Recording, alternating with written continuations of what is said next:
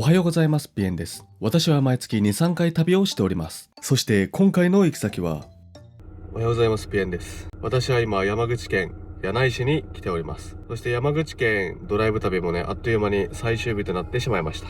ちなみに11月は2回に分けて2泊3日ずつで山口県を観光してまして、前回の2泊3日の旅では美祢市と下関市と長門市の3カ所を観光しました。今回は山口県の東側をメインに2泊3日で観光しております。1日目が岩国市をメインで観光して、で2日目が周防大島町をメインで観光しました。そして本日最終日はですね、今柳井市街地のホテルに泊まってるんですが、そこから、まっすぐ南に進んだエリアに室津半島がありまして、平尾町と上関町をメインにドライブ旅していこうと思います。ちなみにこのチャンネルでは全国を旅する様子や行ってよかった観光スポット紹介を投稿しております。チャンネル登録や高評価で応援していただけるとめちゃくちゃ嬉しいです。そのワンタップが励みになるんです。よろしくお願いいたします。すごい、何あの奥に見えるさ、奥にそびえ立つ塔は何なんだ。あの白い巨塔は何なんだ。なんかめっちゃでかくない？柳井発電所、なんかすごいな。奥のさ背景の山と工場っていうか発電所のさ雰囲気がすごい。山の方もね気になる場所あるんですけど、ちょっと熊がね、クマップ見たらね目撃情報はちらほらあるんですよ。だ11月もねちらほら目撃情報があったんで、なるべく海沿いで回ってこうかなって感じです。いや、こういう時ね、なんか3人組とか4人組の YouTuber 羨ましいわ。1人はね無言になる時間があったり、撮影に集中してじっとしてたら全然気づけないんでね。これを左、市街地らへんからすぐ着くね。ほんと10分15分、あっという間に到着。サザンセット、なんていうのこれ、違法のショー。本日最初にやってきたのはこちら、サザンセット違法のショーマリンパークでございます。まずはここで朝日を眺めてからドライブ旅を始めたいと思います。めっちゃいい雰囲気、すごい整備されてます。未来に残そう青い海。こんな展望台みたいなのもあるんだね。立ち入り禁止っぽくはなってますが、そして海が見えてきました。すごい、めっちゃたくさんカモがいる。たくさんのカモたちが上陸しています。すげえ、これ初めて見た。ビーチにカモが上陸してる。逃げちゃった。待って、こっちにいた。なんか人みたいだな。やばい、どっか行っちゃった。一瞬でどっか行っちゃった。みんな消えた。でこっちが昨日行った周防大島か。でこれが大島大橋、全長1キロの橋なんですけど、こうやって見るとやっぱちっちゃく見えるね。すごい、ちょっとずつ日が昇ってきた。こうやって朝ぼーっとするのもいいね。毎日どっかで朝日を見てから一日を始めるみたいなルーティンにすればめっちゃ人生良くなりそうだな。すごい昇ってきた。さっきまで全然見えなかったのに、もう見えてる。こんなに一気に眩しいわ。やっぱ太陽の光ってすごいんだね。めっちゃ神々しい。このぐらいの時間が一番いいね。素晴らしい朝だ。ものの数分でこんなに登っちゃうんだ。これもベストショット。この釣り人もなんかエモいわ。ということで、この近くにちょっと山登ったところに展望台があるらしいので、そっちにも向かってみます。朝日を見てから観光するといい旅になる説。昨日は周防大島の展望台登ったんですよ、1箇所。あそこはね3キロくらい山道で、そのほとんどがね細くて険しいっていうかね、なかなかすごかったですね。よかったらぜひね昨日の動画もご覧ください。県道72号をまっすぐ進んでいきます。展望台とか見たらもっと南のエリアも観光していくんですけど、それが上関かな。でそっちのエリアまで行くと道の駅とかねあって、そこで食事したりとかもできるし、あとそのすぐ近くに温泉もあるんですよ。そこでリフレッシュタイムもね設けようかなって感じですね。こっから入ってきます。これは室津半島スカイライン。もうあれだね、一気に雰囲気変わりました。結構急斜面だね。ということで大星山展望台を目指して山を登っていきます。もう耳がバリバリしてきたわ。結構登ったね。もうまだ5キロもあるんだね。この感じで5キロだとめっちゃ体感は長い。で展望台看板ありましたね。あと3キロ。これ入ってくのか。いや昨日と同じ感じかもしんない。ずーっと細い可能性あるっすね。うわ、この感じで3キロは結構きついな。なんか出てきそう。これは出てきそうだ。お、なんかいる。お、なんだよ、猫。なんで全然逃げないじゃん、猫。なんか全然逃げないんだけど、なんで。めっちゃ見てる。でもなんか毛並み綺麗だよね。これ野良猫なのか。なんだろう、うんこしてんのかな。もうこんな険しいとこにさ、あんなちょっと可愛い猫がいると思わなかったな。いやー、でもちょっとマジでなんか遭遇しそうだな。おー、鳩か。これ何これ、なんかめっちゃ落ちてる。なんか通って大丈夫なんかな。なんか不安になってくるよね。こことかやばいね。うわー、石落ちてる、怖っ。あと 1.2 キロ。なんかさ、Google マップの口コミ数結構あったんですよ。展望台4点なんで評価数も多かったから、割と人が来る場所なのかなと思ったんですけど、これやばいっすよね。なんかもう何年も誰も来てなさそうな雰囲気がある。スリルを味わいたい人はおすすめかもしれません。なんかこれもしかしたらよく調べたら心霊スポットとかありそうで怖いね。絶対調べないけど。もう少しで到着です。これやばくない？なんこれ、ウニみたいなのがいっぱい落ちてるわ。これか。これ右に入って650メートルで到着だそうです。狭い道路に入れますって言ってるけどさ、もうすでに狭いのよ。だからあれだね、急にさ道整備されてない。なんか南側から入るとさっきみたいにこの世の終わりみたいな道になっちゃうんですけど、最後のラストスパートがまさかの一番道が綺麗っていうね。なんでやねん、おかしいやろがい。あ、到着したんじゃない？あれ、まさか立ち入り禁止？おや？なるほどなるほど。これちょっと下って駐車場なんですかね。あ、到着。すごっ。もうさ、展望台のさ目の前まで行けるんだ。目の前まで行ける。よかった。完全に動物の心配ないわ。なんかさっきの道の感じだとさ、マジでさやばいみたいな雰囲気だったのに、ここだけ整備されてるんかい。いやー、頑張った。いやー、到着。ついに到着しました。いや、最後の最後が一番運転しやすいっていうね。一人旅でこんなとこ来る人多分いないと思うんだよね、あんまり。この室津半島っていうんですか、山口熊毛郡の。で、ここが平尾町。で、この下が、上関らしいですね。今日は後でこっちも行くんですけど、今はここですね。で、ビューって来て、この南から入っちゃったんですよね。なんかナビがなぜかそのルートなのと、朝日見れるしと思って海側からこう来たんですけど、多分北側から行った方が良かったんじゃないですかね、あの道の感じ。そしてお待たせいたしました。過酷な山道を登ってついに到着。そして景色がこちら。ちょっと曇ってるけど素晴らしい景色だ。これはこれで神秘的じゃないですか。なんかグラデーションになってるというかね。いやー、苦労して登った甲斐があったわ。なんかすごい達成感。なんか泣けてくるね、あの苦労があったから。ここ大星山展望台からは佐合島、羽島、小岩島などこの辺りに点在している島々を一望することができます。素晴らしい景色とともにチャンネル登録と、あと高評価ボタンもお願いします。あ、これは佐合島っていうのかな。ここも綺麗だね。ここすごい。ありがとう大星山展望台。で、こっちはなんか工事車両とかあるんですよね。ということで次の目的地に向かいます。電力会社の工事とか検査とかですから、車がいきなり3台くらい来ました。どっち方面から来たんだろう。北側から来たんですかね。ここの展望台のある山は南から入ったんですけど、ちょっと北側から山を下ってみようと思います。次は国道沿い、イオンタウンのとこに平尾特産品センターみたいな場所見つけて、道の駅とは違うと思うんですけど、ちょっと小腹が減ったので惣菜を求めて向かいます。おー、マジか。まさかの巨大なトラックと遭遇からのこれ右に行くらしいです。これだとまたなんか山道入っちゃうんだよね。こっからさでっかいトラック来たらゲームオーバーだよね。こっちはぜひ来ないでいただきたいね。展望台の南側がめっちゃ道険しかったんで、北側だったら運転しやすいかなと思ったんですけど、あんま変わんないですね。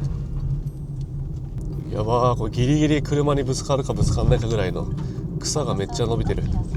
こっちは足元っていうか路面はそんなになんですけど、横から草が伸びきっちゃって幅がある車とか大きいやつだとぶつかるっすね。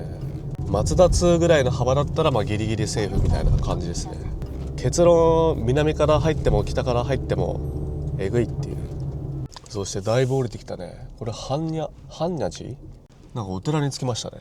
でこれを山道ルート終わったっぽいですね。いや疲れた。やっぱ神経使いますね。すごい快適。急に。で次の目的地まではあと4キロでございます。そして、大通り沿い出ましたね。これ188号か。でここは平尾町ですかね。あと2キロほど行くとイオンタウンがあって、そこの敷地内かなに、テナントとして入ってるんですかね。特産品なんか道の駅みたいな感じで惣菜とかも売ってそうだったので、良さそうなのがあればちょっと食べてみようかなって感じです。いやーすごいね。なんか道がまっすぐの道ってすごいんだね。物足りないね。なんかもうただアクセル踏んでるだけ。そして見えてきましたイオンタウンで、お寿司屋さんもあるんだよね。でも11時からなんで、平尾特産品センターにやってきました。思ったよりも様々な惣菜が売っていて結構楽しかったです。ということで買ってきました。朝8時半から営業ですかね。で今9時前8時50分でめっちゃ混んでました。たくさんの人でね賑わってましたね。多分昼に来たら惣菜すぐ売り切れちゃうんじゃないかね。珍しくピザで、多分これ平尾さんの野菜とかを使ってるんですかね。あと惣菜詰め合わせなんと250円。ピザと惣菜詰め合わせ2つで500円ですね。ちょうどいいね。朝ごはんにちょうどいいです。あんまり食べれないって人でもおすすめです。しかも250円だからさ、あんま腹減ってなくても、250円だったら買ってみるかみたいになるよね。ちょっと健康を意識して、このひじきと、これはなんだ、ポテトサラダ的な、ポテトサラダではないのか。ひじきと野菜と、卵焼きね。野菜が入ってる卵焼き。アメリカとかだったらね、ピザも野菜みたいな扱いらしいんでね。これも出来たてっぽいな。うまっ。これうまいね。優しい味だ。朝食にちょうどいい。観光客でね、来る人はあんまりいないと思うんですけど、こいつなかなか穴場かもしれん。これうまいね。ピザうまそう。で、まだあったかいんですよ。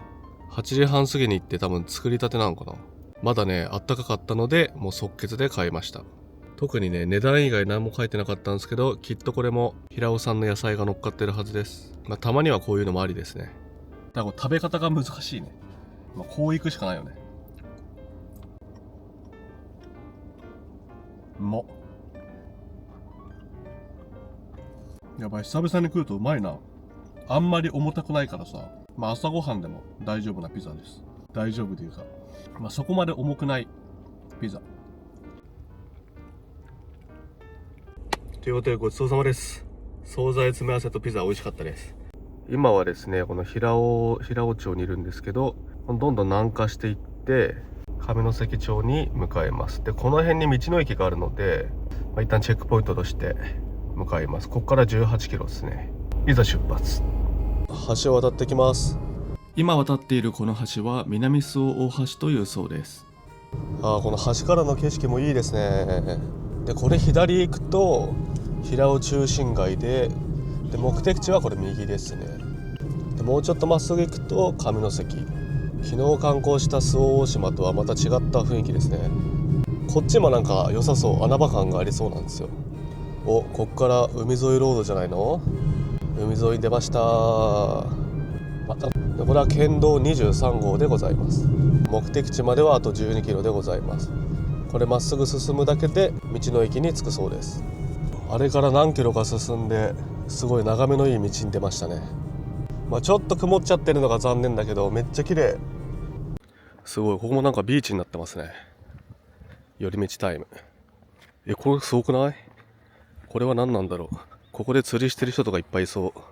ここは特に名前のないスポットかな。すごい魚がいっぱいいる。めっちゃいる。魚めっちゃいる。なんだろうこれ。すごいいっぱいいる。いやいいね。最近のドライブ旅はこうやって特に名前のないスポットを見つけるっていう楽しみが増えたから、ちょっと旅行の満足度が上がってきたね。曇ってるけどそれでも綺麗。マジでめっちゃ景色いい。ここは特に名前のないスポットなんですけど、記念撮影におすすめです。めちゃくちゃ映えます。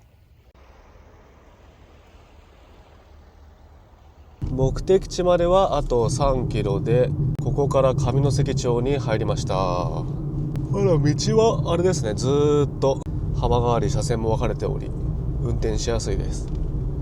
あ、到着。道の駅上関海峡。レストランはね11時からだったと思いますので、あと1時間以上あるんですけど、普通のお土産屋さんとかはやってるっぽいですね。結構混んでるね。ということで到着。レストランはまだやってないので、惣菜やお刺身を見てみます。ということで、お刺身がね、アジだけお刺身が売っていたので早速購入。これは食べずにはいられないということで買ってしまいました。480円、上関産天然のマアジでございます。ということで早速食べてみよう。やばい、醤油かけすぎた。ということでいざ実食。味いただきます。わさびすごい。わさび強すぎて一瞬鼻炎治った。味うまいっすね。身がしっかりしてるというか、噛み応えもあって美味しいっすね。うまっ。あっという間に完食。ということで、味も食べたことだし、この近くに、こっから5、6キロ行ったところに山があって、で、また山登りますっていうことで、ここの展望台もね、景色がね、良さそうなんですよ。上盛山展望台で、評価数323で口コミ 4.4 なので、さっきよりもおそらく運転しやすくて、かつ景色もいいんじゃないのかっていうことで、早速向かいます。で、こんな感じのルートですね。ここの山道がどうかですけど、Google マップのストリートビュー見た感じ、さっきとはね、全然違う山道っていうか、多分道幅広そうだったんで、早速向かいやす。おー、すごい。これ橋があるね。で、この橋を渡るんだ。上関大橋というそうですね。上関大橋。おー、すごっ。ちょうど時間帯もなんか良さげですね。カメラ持って撮影してる人がいるよ。なんだろう、何を撮影してるんだろう。なんか見えんのかな。なんかカメラマンがさ、いっぱい集結してる。何の撮影？なんかいんのかな。イルカとかいんの？すごいね。これ奥に見えるのがさっき言った道の駅じゃないのかね。いや、いいね。やっぱこういうところはやっぱいいですよ。一人旅にももってこいだ。中華そばだって。いいね。こういう街の食堂みたいなとこで食べるのもいいよね。ここの穴場感っていうかさ、港町感もいいね。調べた感じ、この上関町は人口が2200-300人前後で、平尾町が1万人とかあったかな。割とちっちゃい町なのでそんな人いないかなと思ったけど、結構交通量とかもあるので、看板見えてきましたね。で、展望台にトイレはありませんとのことです。ここから狭くなるらしいですが、もうこれは狭いうちに入らないですね。さっきはほんとね、車1台通れるかどうかみたいな草が飛び出ちゃってね、そんな道ばっかだったんで、非常に道は綺麗で広くて運転しやすいんですけど、対向車が怖いね。逆にこんだけ運転しやすいとなんか飛ばして突っ込んでくる人とかいそうなんでね、たまにいるんだよね。この辺からちょっと狭くなる感じですかね。でもなんかちょっと雰囲気変わったね対向車いるんかい。もう少しで到着ですね。あと300メートル。これが駐車場ですかね。まだか。なんだか草刈り機が置いてある。草刈りしてんだね今この時期。到着。ちょっと草刈りしてるのでこっちの方に止めます。これが展望台なんだね。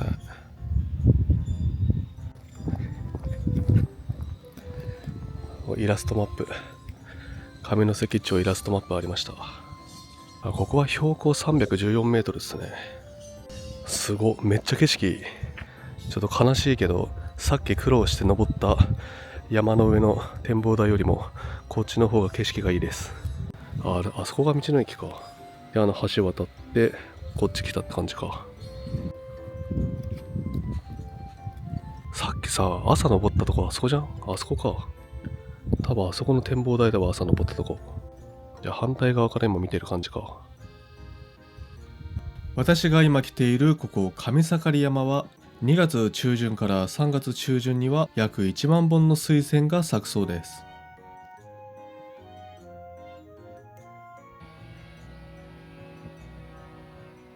展望台の上まではこんな感じの螺旋階段が続いていました。さっきも景色が良かったんですけど、やっぱりこんだけね、何メートルが高い位置に来たので、さらに景色が美しく見えます。奥の方まで晴れている時は大分県の国東半島や四国最西端、佐田岬も見えるそうです。そしてぼーっと眺めていると、こんなところにもエンジェルロードらしきものを発見。ということでまた山を下って、さっきの道の駅のレストランが11時からなので、見てみようかなっていう。すごい、ここもすごいですね。ここの景色もなかなかでございます。でこれ右行くとね、温泉とかあるんですよ。温泉があるので、後ほど温泉を入るとして、一旦お昼ご飯ですかね。ここのお食事処おふくろ、ここもねうまそうなんだよね。道の駅のレストランに到着しました。メニューはこんな感じになっております。営業時間は平日が11時からで、土日祝日が10時半からだそうです。しかしさっきのお店が気になったので歩いて向かいます。到着したんじゃない？ここだ。橋の手前にあります。ということで、お食事処おふくろさんでいただきやす。注文の品が到着しました。お店入った瞬間ですね、おばあちゃんが一人テレビ見ながらくつろいでてね、あれと思って、あれやってますかって聞いたらね、おーみたいな感じでキッチンに向かって行って、魚でいいよねって言われて、これが来ました。1000円です。多分メニューは1種類か2種類で、日替わりランチみたいな感じですかね。でもね、この定食めっちゃ美味しかったんですよね。お刺身美味しかったんですけど、意外にもね、一番美味しかったのがこの唐揚げなんですよね。味付けがめっちゃ良かったです。ごちそうさまです。いやー、のどかだ。いいとこだ。これちょっとね、一人旅にめっちゃおすすめかもしれん。そして、ご飯食べたばっかりで入るのはあれなんですけど、温泉に入ります。ここで温泉入ってゆっくりしてから柳井市街に戻りますかね。とりあえずリフレッシュタイムということで行ってきます。ということで、先ほどのお食事処おふくろの裏の道を入っていった場所にある上関海峡温泉はとこの湯でリフレッシュします。営業時間は朝10時から夜9時まで、定休日は第3水曜日だそうです。料金は大人1人800円でございます。館内は広く、温泉の他にレストランや売店などもあります。温泉結構良かったっすね。露天風呂もあって、さっき渡った上関大橋だっけ、ちょうどこの景色なんですよ。お風呂がね、お風呂と露天風呂こっち側向いてるんで、この海の景色とこの橋もね見れたんで良かったっす。いや絶景でしたね。ただサウナもあって、サウナも水風呂もちょっとぬるめみたいな感じですね。サウナは80度くらいで、水風呂が 17. 点何度かみたいな感じで、ゆるーくリラックスできるみたいなね感じで、良かったですね。のんびりできて、あと整い椅子もあったので、外気浴スペースもあって椅子もいっぱいあったので、座れないってこともなかったし良かったですね。上関町から平尾町を抜けて、でまた柳井市にね戻ります。で柳井市街に伝統的建造物保存地区があってですね、そこの街並みをちょっと見て散歩しようかなっていう。でお寿司食べて空港に戻りながらドライブしてって感じですね。いや本当ね、どこ行っても飽きないね。これだからやめらんないですよ旅は。そしてこの景色がいいね。朝こっち来た時よりもちょっと景色が映えてるわ。霧がちょっと晴れてきたというか、いい景色になっております。いやーほんとすごい景色だね。この辺でさ夕日見るのもめっちゃ良さそうだね。すごい。だいぶ潮満ちてるね。さっきはねここビーチになってた気がする。すごいね、風が出てきたね。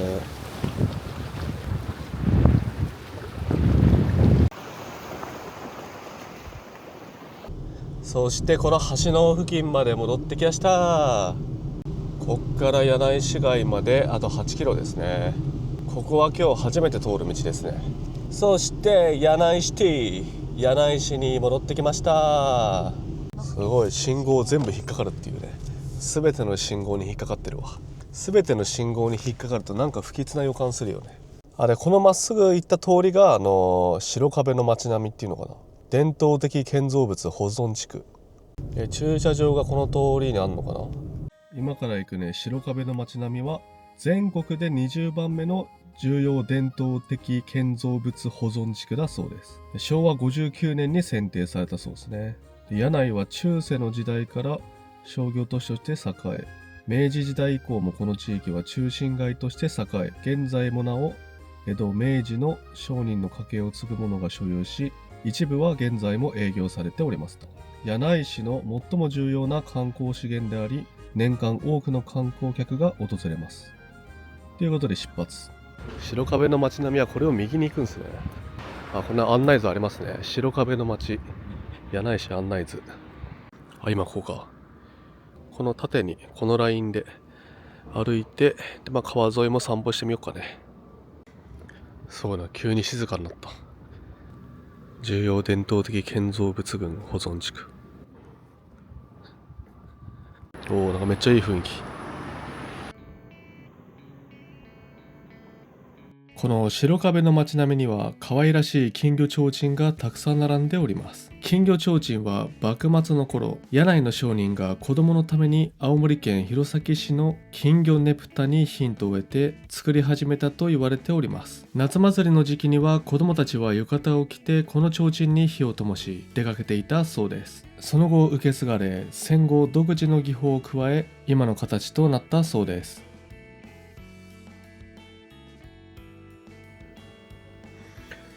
でこっちに進むと蓬莱橋。柳井川っていうんだ。蓬莱橋は柳井川で一番歴史の古い橋で1674年頃に架けられたそうです。いいですね。川と橋と山と街並みと素晴らしい散歩コースでございます。この橋の雰囲気もいいね。こっちにもなんかあるわ。これは何なんだろうね。お散歩公園休憩所。ここがなんかさ、遊歩道みたいな感じなのかな。めっちゃいい雰囲気です。これいいね。一人旅での散歩にもってこいの場所ですね。これ屋根と椅子がありますね。ここいいね。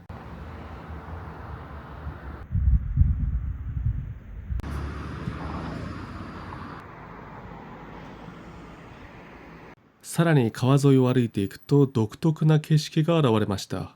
ここがなんかお散歩公園っぽいよね、雰囲気は。なんかいい雰囲気だね。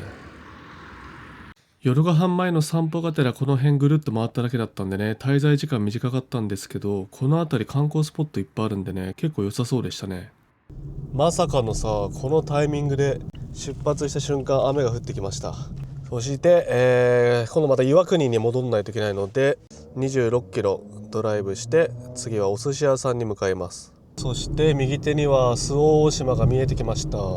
あっという間だね。やっぱ距離感っていうかやっぱ近いね。今回旅行した場所は今回岩国と周防大島とあと室津半島、全部近いからね非常にいいですね。全部パパって行けるっていうね。電車もいい感じのタイミングで電車が来てくれました。右手には大島大橋、そして左手には昨日の夜ご飯で食べたお店があります。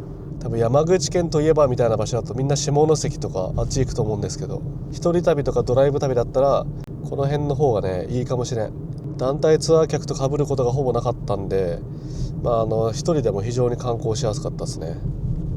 岩国までは26キロで広島までは66キロでございます。ここの景色もいいわ。海沿いドライブの絶景スポット。でも電車に乗って電車から見る景色も良さそう。すごい。海沿いにキワキワに線路があります。そして岩国市に入りました。ありがとう柳井市。あっという間に岩国市。ジャンボ寿司元祖日本一力寿司。ここなんか有名なとこじゃないかな。寿司がねめっちゃでかいらしいんですよ。とにかくでかいらしいです。休憩がてらちょっとあそこの潮風公園っていうかなんとかビーチをちょっと散歩します。潮風公園港オアシス U。 よいしょ。ここで休憩タイム。夜10時まで空いてるらしいですね。眺めいいですね。これなかなかいいんじゃない？休憩場所としても。ビーチもあります。レストランと物産館といろいろあるね。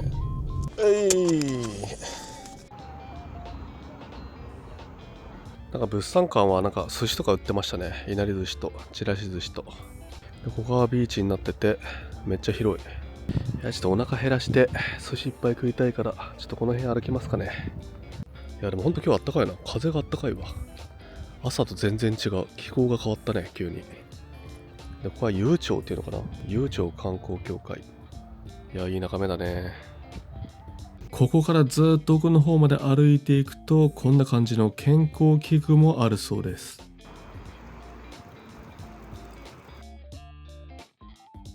いやー潮風公園良かったね。眺めがいい。眺めのいいビーチを歩きながら健康にもなれるっていうね、最高の場所じゃないですか。海の向こうには街が見えてきました。こっちの雰囲気もいいね。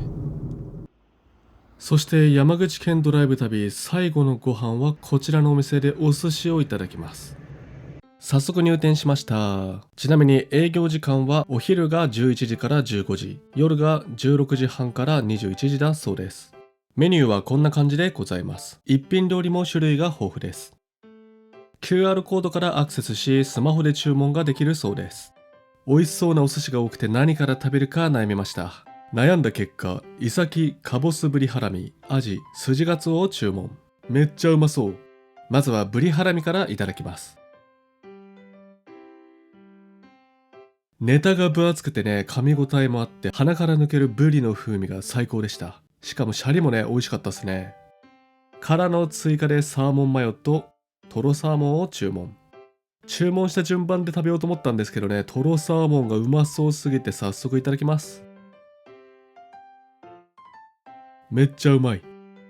続いてスジガツオをいただきます。パッと見はビンチョウマグロっぽい感じですよね。食感とか風味もマグロっぽい印象でした。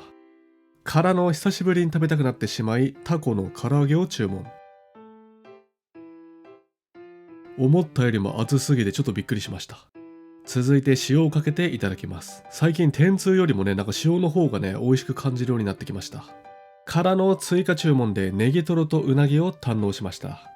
いやー、いい感じに腹いっぱいになりましたね。ちなみに合計9点で3465円でした。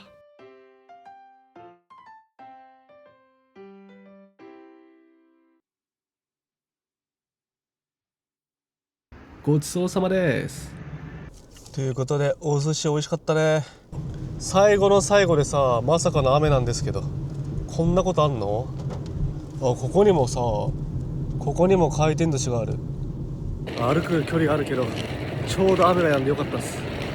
ギリギリ雨が止んでラッキー。いや無事に戻ってきた。岩国錦帯橋空港、すごいなんかおしゃれ。帰ってきた。ということで2泊3日の山口県一人旅、今回は岩国市と周防大島と上関をメインに回りました。ご視聴ありがとうございます。北海道から沖縄まで日本全国を旅行中。チャンネル登録高評価お願いします。